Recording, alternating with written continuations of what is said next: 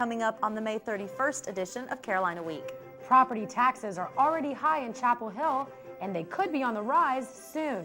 And getting the most for your money, one building on UNC's campus is getting cheaper air conditioning from underground. In sports, Carolina baseball opens regional play later this week. Is a national title in the stars? Meteorologist Rob Ellis is here with your 4-day forecast. All that and more. Carolina Week starts right now. From the School of Journalism and Mass Communication at the University of North Carolina at Chapel Hill, this is Carolina Week.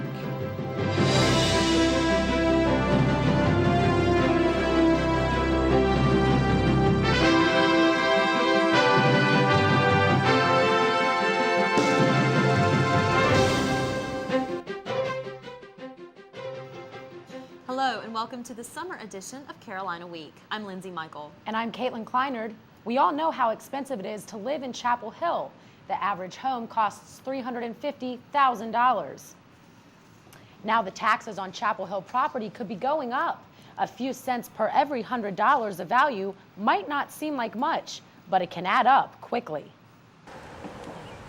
In Chapel Hill, both the town and Orange County tax property. The town is not recommending a tax increase, but the county wants to raise the rate by at least 6 cents for every $100 your home is worth. Property owner Angie Owens thinks raising the taxes will affect the town's diversity. I think that raising the property taxes just impacts the people that come from all different income levels. Here's a breakdown of property tax. Right now, property tax is $1.55 for each $100 your home is worth. The proposal would raise the tax by about 6 cents to $1.61. Average homeowners would see their annual tax bill go up by $210. But the hikes would be much bigger in the heart of Chapel Hill. This house, for example, is worth $1.4 million. If you're interested, you'll be paying $22,000 a year in property tax. That means an increase of about $1,000 by next year. And County Manager John Link thinks property taxes will continue to rise. Financing the budget each year will become more and more difficult because we do not have many tools other than the property tax by which to generate revenue.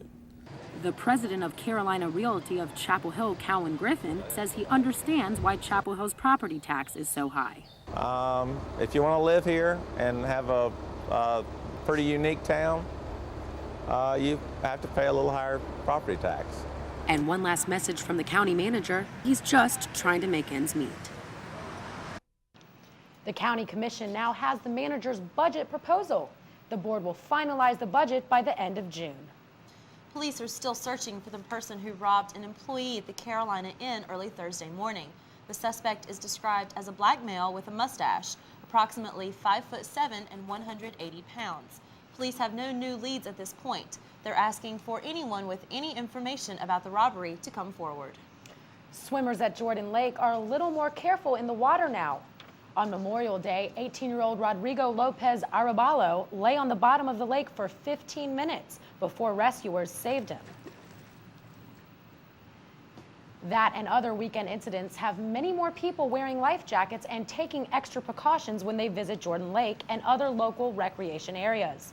On-duty lifeguards are too expensive for the state, and signs warn swimmers of the danger. The parks provide life jackets, and park rangers are trained in CPR.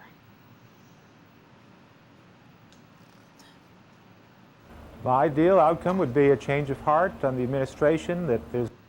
Of the 1.5 million visitors to Jordan Lake each year, Parsons estimates that maybe half can't swim.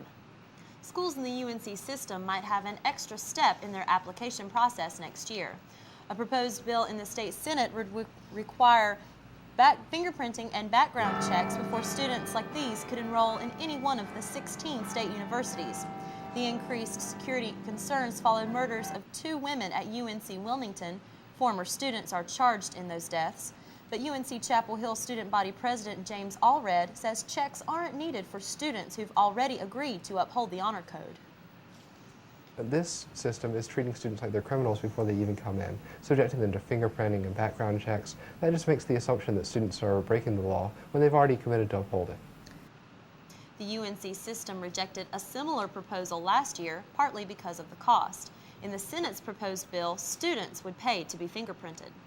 For 3 years, there's been conflict about university officials' handling of the West House, and the conflict continues with demolition of the building set for this summer.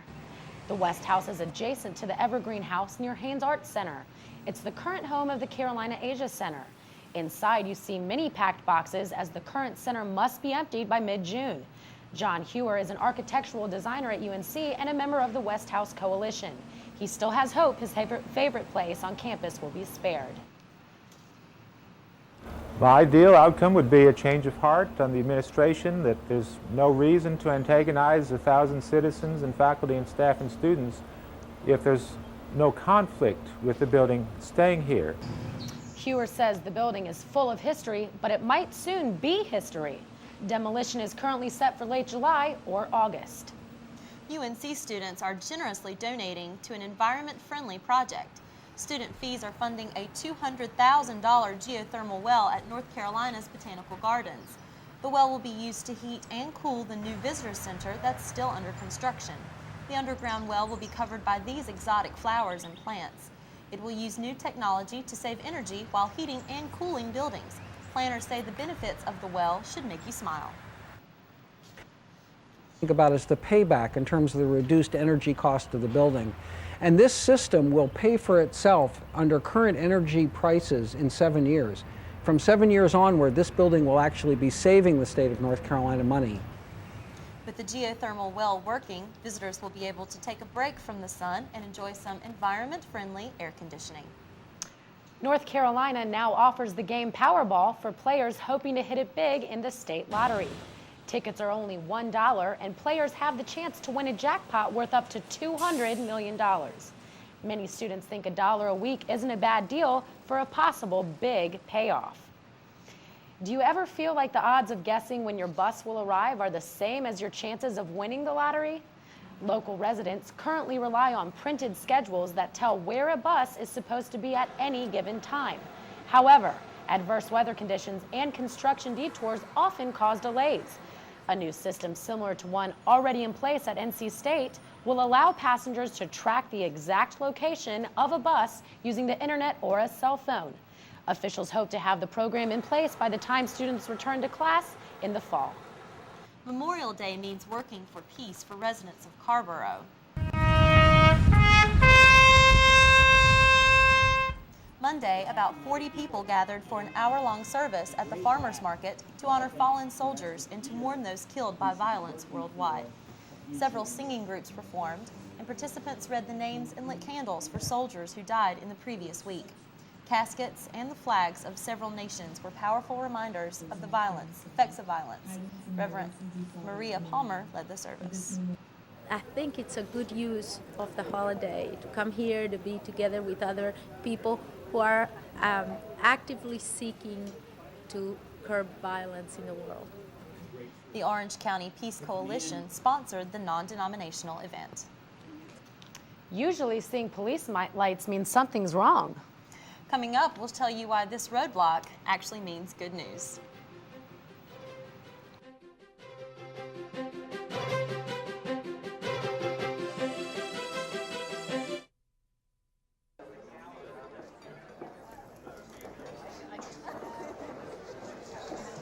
Where's the whole week? There's no whole week. Hey, excuse me? Excuse me, sir. Something wrong? Yeah, there's something wrong. You want to get me some whole wheat?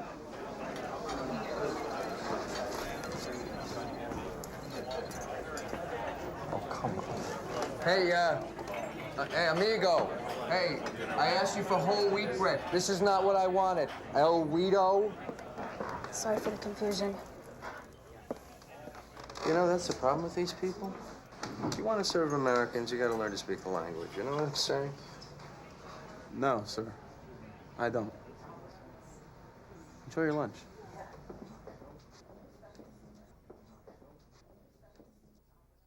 Imagine the power of one voice. Click freedomcenter.org to find yours.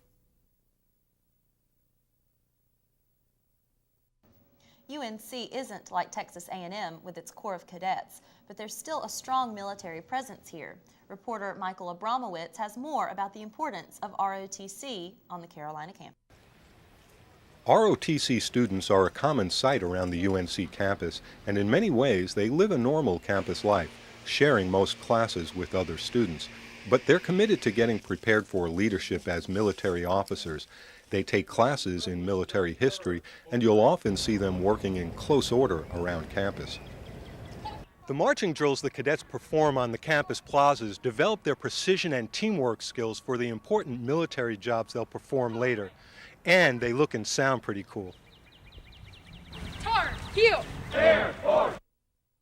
The Army cadets go to Fort Bragg some weekends to practice maneuvers in the field. It's an experience they seem to enjoy, but Colonel Elizabeth Agatha understands the importance of this time. We're looking at leadership dimensions, how they do decision making, assessing, conceptual, different types of skills and characteristics we need in future leaders. And for us at Carolina, it's a blessing because most students that come to Carolina have many of those attributes because Carolina is looking for scholar athlete leaders to some degree to admit into their college.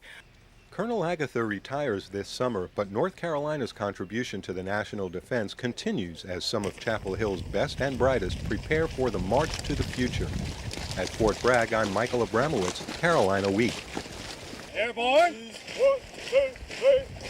ROTC graduates are commissioned as second lieutenants and are expected to serve a minimum of 4 years in the armed services. Friday marks the beginning of North Carolina's Special Olympics in Raleigh, and the lighting of the cauldron will officially start the Summer Games. Good job, Philip! Philip Shaw is carrying the torch today. In total, the Flame of Hope has traveled almost 2,000 miles, hitting nearly every county in the state. The torch run is sponsored by all agencies of North Carolina law enforcement. Last year, the Chapel Hill Police Department led all agencies in fundraising, bringing in almost $1 million for the Special Olympics. Wednesday morning, these runners started in Carrboro and ended up at the Outback in Durham.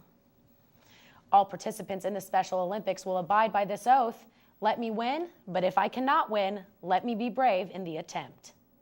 Is your pet protected from rabies? If not, then Saturday is the day. The Orange County Animal Shelter is having a rabies vaccination clinic this Saturday from 9 to 11 a.m. The cost is only $5. Officials are holding the clinic in response to the discovery of a dead raccoon which was carrying the virus. Pets visiting the clinic need to be on a leash or in a carrier. For more information about locations and dates, visit www.carolinaweek.org. Carrboro's Historic Preservation Appearance Commission wants to highlight historical property in Carrboro. These Carrboro homes are historic buildings. This house belongs to Catherine Devine, who is closely associated with Carrboro Appearance Commission. Devine's historic house was built in 1920. The age of the house, whether it was built before 1931, and how well it's maintained are big factors in deciding if the property is historic. Devine says having so many historic buildings makes Carrboro special. You don't find many small towns that adore themselves as much as Carrboro does. And this is one aspect of that. The architectural history is a testament to the rest of Carrboro's history. The commission wants to highlight historic properties such as these and wants to update the historic building registry for the city of Carrboro. The commission has identified about 80 buildings that predate 1931. Your house is one of your most important possessions, and it sure is nice to have a place to call home. Yes, but when many men get out of prison, they don't have places of their own. One local couple is trying to help with that adjustment back into society by providing a place to live. This might look like a regular home, but for Tim Hayes, it's a refuge. Nelson and Valerie Morrow set up this house so men who are released from prison, like Tim, can have a place to call home and make a new start. Tim recalls his fears after getting out of prison. I was scared to death. I was scared because I didn't know which direction I was going, because I really hadn't had any guidance in which way I was going. Valerie Morrow and her husband share a passion for not only providing a home for men like Tim, but also for teaching them the life skills they need. We really enjoy what we do. We enjoy having the opportunity to work with the guys and see them grow and develop. We try to teach them, how to live life. Nelson Morrow says these former inmates have a difficult time transitioning back into their communities. He believes they need a friend just as much as they need a place to stay. If they find out that there's somebody that really cares about them, they'll start opening up to you, and then they open their heart up, and then you find out what they really are yearning for. Every day when Tim steps out of this house, he remembers what the Morrows say. Every step can be a step forward. I've never lived on my own. Like I said, I'm 40 years old, never lived on my own. And it feels great just to come in and put a key in the door and kick my shoes off and go to a room and say, hey, I'm home. You know, it feels good. And that makes the Morrows feel great. In Hillsboro, I'm Sarah Wiles, Carolina Week. The Morrows opened the house when they found out how much of a difference it makes when men have a job and a place to live when they get out of prison. And now you can visit the new home of the North Carolina Aquarium at Pine Knoll Shores. The aquarium is in its second week of operation after undergoing a $25 million expansion, which tripled the aquarium size to 93,000 square feet. Two of the new attractions are a 32-foot waterfall and a 305,000-gallon tank that contains an artificial shipwreck. More than 2,500 creatures populate the aquarium, including jellyfish, sharks, and a few residents that like to clown around. Only problem is the aquarium is a 4.5-hour drive from Chapel Hill. It's a long way. It looks like we need to head to the beach then, and Rob Ellis is here to tell us how that beach weather is going to be. Yeah, it'll be nice this weekend. It'll be nice all throughout the state. In fact, I'm going to have all the details coming up. It's been unusually hot in the heart of Carolina. The summer-like temperatures are making any water source look very inviting. Weekend cool down could be just what we need to make that studying outside a little more bearable. I'll have all the details coming up.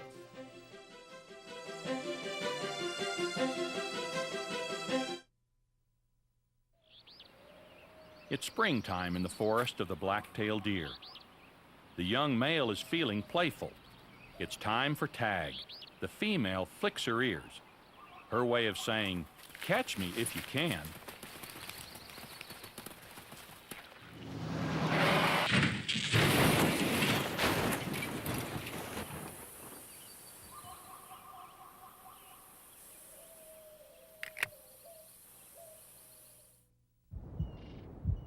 Change the world. You don't have to be rich or famous or play ball or lead countries. All you have to do is tell your family you want to be an organ donor. Talk to your family about organ donation. Talk to your family about donating life.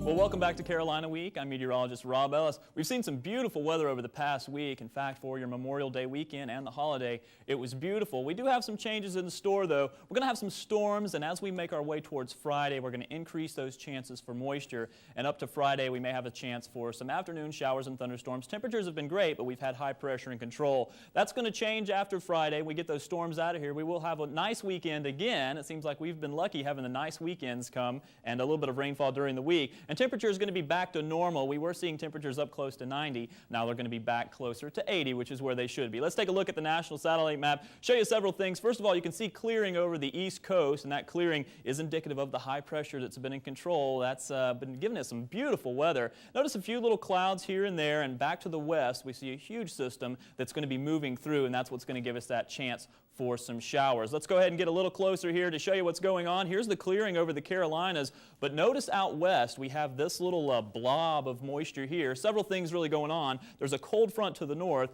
and really this system has been kind of kicking up in the south. Eventually that's going to make its way here, but it's going to take several days, and as it does so, it's going to give us increasing chances as we make our way towards Friday of some rainfall. Let's go ahead and take a look at the surface map to show you what's really going on. There's that high. We like to see that high because it makes for absolutely beautiful weather. Highs going to be moving a little closer and then off to the north and east. As that moves out, those clouds and storms are able to develop a little bit better. Plus, we have this cold front, and as that cold front pushes through, that's going to increase our chances as well. We also have that little bit of disturbance. You can see on radar there a lot of the heavier showers and storms kicking up. It's nothing tropical, although tropical season does start on June 1st. It's something to keep in mind. We all know what happened last year with the very strong tropical season. We hope we don't see anything like that for the upcoming season. Out west, there's that little low pressure. Off to the west, all this will be moving our way, but in the 4-day forecast, it looks like once we get through those storms, it looks like we'll be nice. So we'll pop the 4-day forecast up here for you.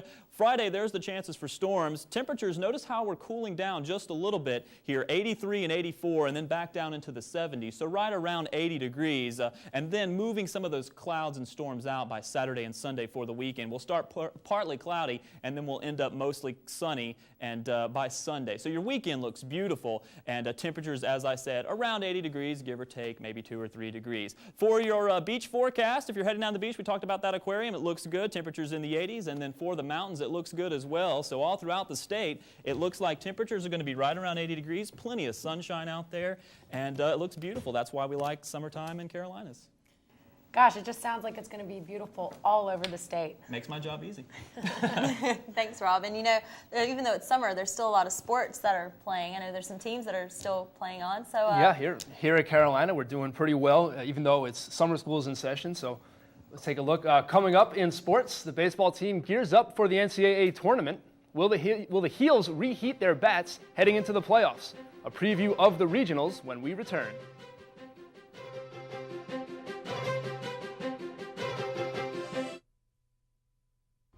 You know, this used to be a good neighborhood. Now it's a mess. You got all these polyps running around.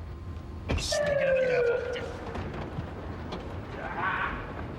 devil. Colon cancer almost always starts with the polyp. Get the polyp early and stop colon cancer before it even starts. Where'd you think you were running to, huh? I didn't even see you guys there. Get the test, get the polyp, I want to talk to my lawyer! get the cure. I got a phone call!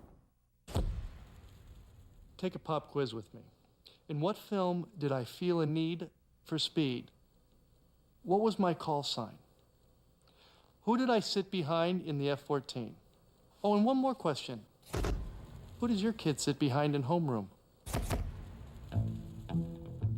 Know what really matters. Know about your kid's school and know about your kid. Find out 100 ways to know more, do more.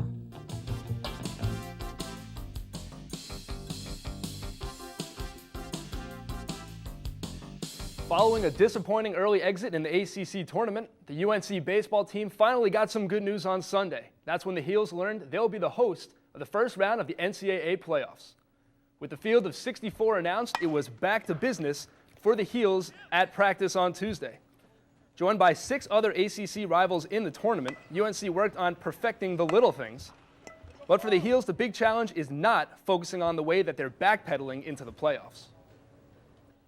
We didn't expect to be leaving that early, especially as a 2 seed in the tournament. But I think Coach Fox was saying it earlier, the 2 practices our last 2 days, he said have been 2 of the best we've had all year. And I think any team that can respond like that has something special. Our attitude has been really, really good since we've gotten back. You know, the ACC tournament, it is what it is. And you have to regroup and get over it. You know, one of our goals this year was not to let anything break our spirit. That's kind of one of our mottos. The fun starts Friday afternoon at the Bosch when Winthrop and UNC Wilmington tangle. That's followed by the host Heels taking on Maine at 6. 3 wins, and the Heels are on their way to a super regional. The Heels' chances of advancing in the playoffs depend on their bread and butter, the pitchers. Junior lefty Andrew Miller is projected to be a top pick in this year's Major League Draft. In his own words, we let Andrew tell his story. Andrew Miller from Gainesville, Florida. I play baseball at the University of North Carolina. I've become a much better pitcher since when I was a senior in high school and was drafted. And instead of just throwing the ball as hard as I can like I did in high school, I think over my 3 years here and my 2 summers up in the Cape Cod, I've become a much better pitcher, knowing that I can change speeds on my fastball and just getting the ball over the plate's a lot better than walking batters. control, control, control. That's what I've been working on since I've been here at Carolina, and I don't think you can ever have good enough control. And I'm certainly not where I need to be or want to be. Every experience I get, I think I get better and better command, so hopefully not too far down the road it'll be a lot better. I certainly know I need work. I think it'll vary with each team depending on who drafts me. Different teams will have different approaches on how to handle me. I certainly expect to spend a decent amount of time in the minors. Like I said, I got a lot to work on, but at the same time, I'm hopefully not too far away. Right now, I'm trying to be the best college pitcher I can. I'm not worried about pitching to wood bats anytime soon. I still focus on how to get guys out with aluminum, and I think that'll come. I think being a good pitcher will get anybody out. I think with the success that I've had, I think just about every outing I get more and more confident. It grows with you, and hopefully we can carry this over to more success in the postseason.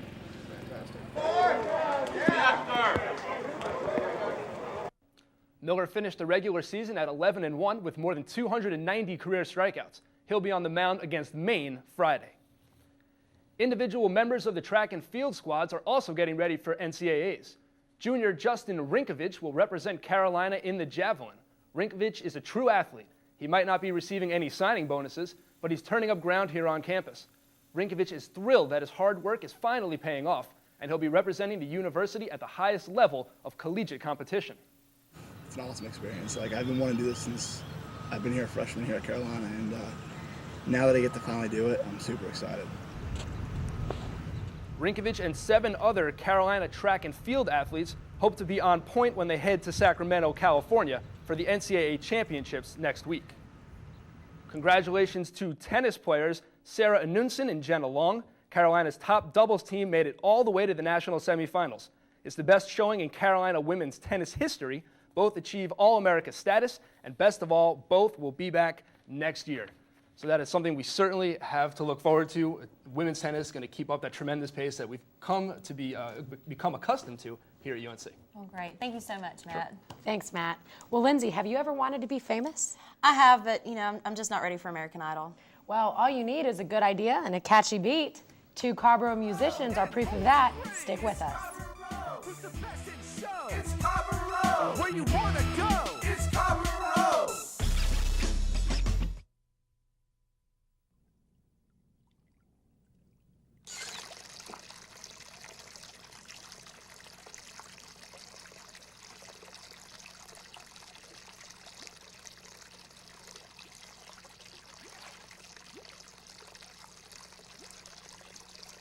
Sniffing things to get high can deprive your brain of the oxygen it needs to keep you alive.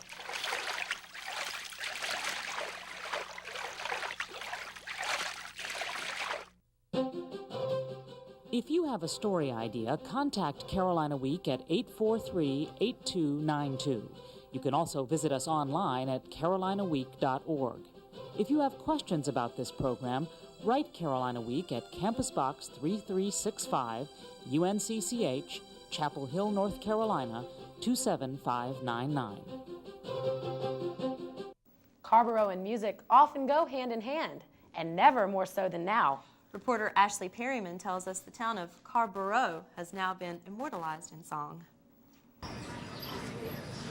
The quiet town of Carrboro might seem like the last place to inspire hip-hop tribute, but 2 Carrboro musicians have done it with their hit song and video, It's Carrboro. Come on, Carrboro, let's make some noise. If it's locally owned, it's Carrboro. Organically grown, it's Carrboro. Your heart will warm, it's Carrboro. Got that hometown charm, it's Carrboro. Brian Risks was surprised at the extent of community enthusiasm. Because people would walk by and we'd be dancing, and then they would just come in and start dancing with us. So we got this impromptu crowd for that dance shot. It's the best in show. It's Carrboro. Where you wanna go? It's Carrboro. Many aspiring musicians have found their audiences by setting up websites like itscarrboro.com. However, if you really want to electrify community, there's still nothing quite like getting your song played on the radio. It was Billy Sugarfix who got the song on a local FM station. And they played it, and I don't think more than 10 minutes went by before somebody had called and asked them to play it again. It wasn't long before fans had downloaded the song thousands of times, and now it's the talk of the town. In Carrboro, I'm Ashley Perryman, Carolina Week. Well, who knows, Lindsay? Maybe we could, have some luck with making music. Then I can make it to American Idol with you. And that does it for this edition of Carolina Week. Thank you for watching. Good night.